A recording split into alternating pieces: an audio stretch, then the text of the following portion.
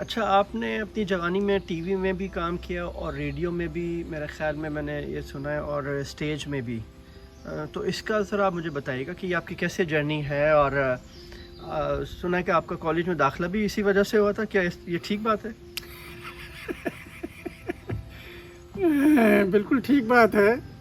اصل میں ہوا یہ تھا کہ 1956 میں جب میں نے میٹرک کا امتحان پاس کیا اور گورنمنٹ کالج میں داخلہ لیا، تو اسی سال میرے بڑے بھائی غفران امتیازی صاحب جو تھے وہ گریجویشن کر کے لاہور چلے گئے۔ انہوں نے ماسٹرز میں داخلہ لے لیا سوشالوجی ڈپارٹمنٹ میں۔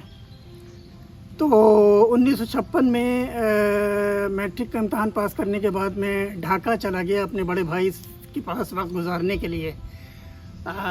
بائی شپ گیا تھا اور بائی شپ پہ واپس آیا تھا، لیکن واپسی میں ہمارا بحری جہاز جو تھا وہ کولمبو پہ خراب ہو گیا اور 3-4 ہفتے تک وہیں پر کھڑا رہا۔ تو جب میں راولپنڈی واپس پہنچا اور میں نے کالج میں داخلہ لینے کی کوشش کی، تو پتہ چلا کہ سارے کالجز میں داخلے جو ہیں وہ بند ہو چکے ہیں اور ابھی کوئی سیٹ جو ہے وہ خالی نہیں ہے، ویکنسی نہیں ہے۔ میں بڑا پریشان ہوا اور میں نے غفران بھائی سے رجوع کیا، چونکہ وہ اسی کالج میں پڑھ کے جا چکے تھے۔ انہوں نے کہا کہ میں تو لاہور میں ہوں، میں لاہور سے نہیں آ سکتا، آپ ایسا کریں کہ میرے ایک دوست ہیں شمشاد لودھی صاحب، ان کے پاس چلے جائیں، ان کی کافی واقفیت ہے اور وہ آپ کو وہاں پر داخلہ دلوا دیں گے۔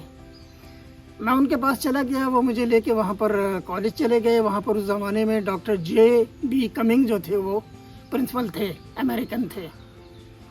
تو ان سے جب ذکر کیا اور بتایا کہ یہ غفران امتیازی کا بھائی ہے چھوٹا اور یہ دیر سے آیا ہے، اس کو داخلہ چاہیے، تو انہوں نے خواجہ مسعود صاحب کے پاس بھیج دیا جو کہ داخلے کے انچارج تھے۔ تو انہوں نے مجھ سے پوچھا کہ تم اتنی دیر سے کیوں آئے ہو؟ میں نے وجہ بتا دی کہ میں اس وجہ سے دیر سے آیا ہوں۔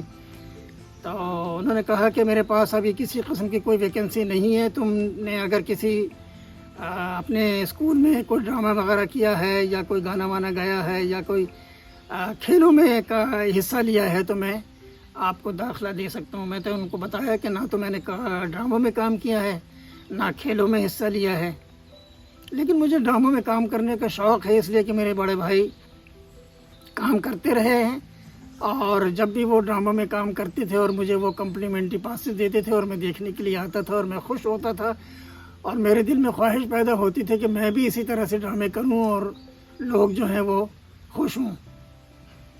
تو انہوں نے کہا کہ میں اس شرط پہ آپ کو داخلہ دے سکتا ہوں کہ آپ اسی طرح سے ڈراموں میں کام کرتے رہیں گے جس طرح سے غفران امتیازی یہاں پر کام کرتا رہا ہے، ورنہ اس کے علاوہ کوئی اور صورت نہیں ہوگی۔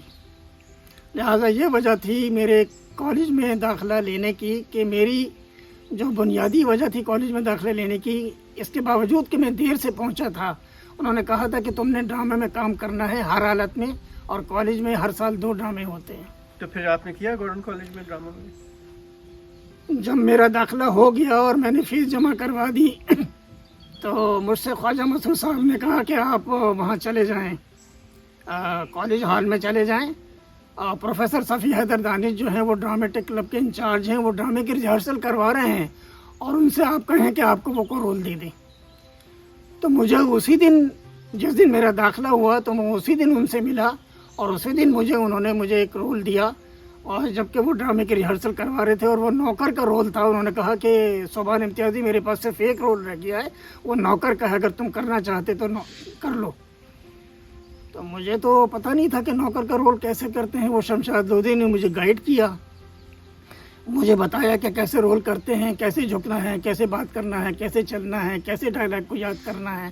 لہٰذا یہ ابتدا ہوئی میرے ڈراموں میں کام کرنے کی۔